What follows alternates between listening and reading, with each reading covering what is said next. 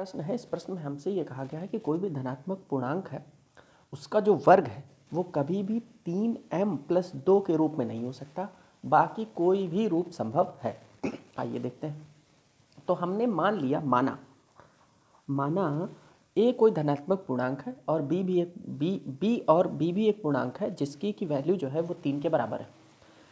तो हम क्या लिख सकते हैं, यूक्लिड की जो विभाजन प्रमेयिका है उससे a = 3 q+r, ये तो फॉर्मेट जानते ही होंगे, जहाँ पर r की जो वैल्यू है वो 0 से बड़ी है या 0 के बराबर है, लेकिन 3 से हमेशा छोटी होती है। लेकिन वो जो वैल्यू होती है वो 3 से हमेशा छोटी होती है।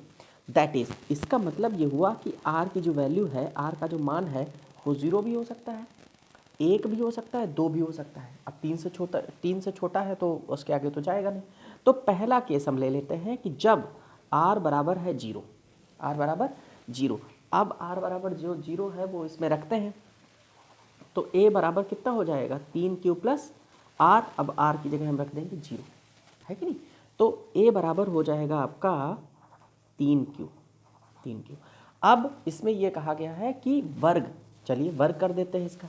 तो जब वर्ग कर देंगे तो ये लिख जाएगा a² बराबर हो जाएगा आपका 9q², मतलब 3 का स्क्वायर 9 और q का स्क्वायर तो q²। अब जो a² बराबर, ये जो 9 की स्क्वायर लिखा ना, इसको ऐसे लिख दो, कोई परेशानी तो है नहीं, 3 3 9 ही तो लिखा हुआ है। तो a² बराबर हो जाएगा आपका 3m, इसको मान लेते हैं। ये जो यहाँ पर कि 3q² बराबर m मान लिया। तो देखो पहला जब r बराबर 0 लिया, स्क्वायर लिया, तो a² की वैल्यू कितनी आ गई, 3m आ गई। चलो भाई दूसरा केस डिस्कस करते हैं। दूसरे केस में क्या है कि r बराबर लेंगे हम लोग 1, ले लीजिए r बराबर 1। तो a बराबर 3q+1 है ना। अब क्या कर रहा है, फिर से वर्ग, तो फिर से वर्ग कर दीजिए। तो a² बराबर कितना हो जाएगा, 3q+1 का वर्ग। तो कितना हो जाएगा a², अब मतलब a² बराबर तो 3q का स्क्वायर, तो 3q का स्क्वायर प्लस 1 का स्क्वायर प्लस 2 × 3q+1। ठीक, तो a² बराबर कितना हो जाएगा यहाँ पर, तो 3q का स्क्वायर मतलब 9q का स्क्वायर।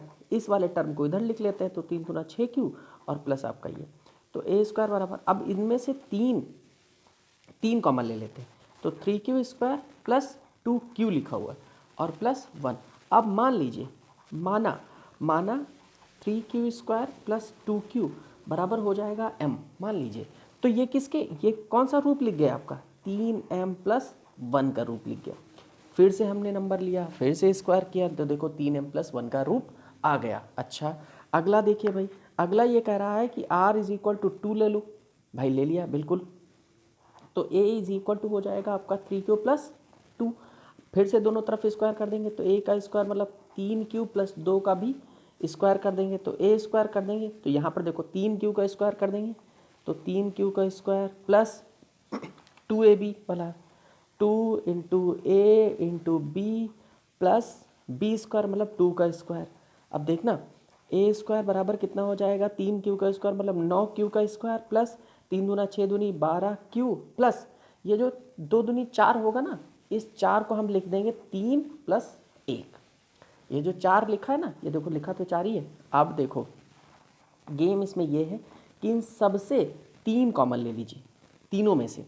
तो यहाँ पर बनेगा आपका 3q और 3q² और यहाँ पर बनेगा 4q और प्लस यहाँ पर बनेगा 1 बराबर 1 है ना, +1, तो a²। अब ये जो लिखा हुआ ना, इसकी जगह पर m लिख सकते हैं, m+1।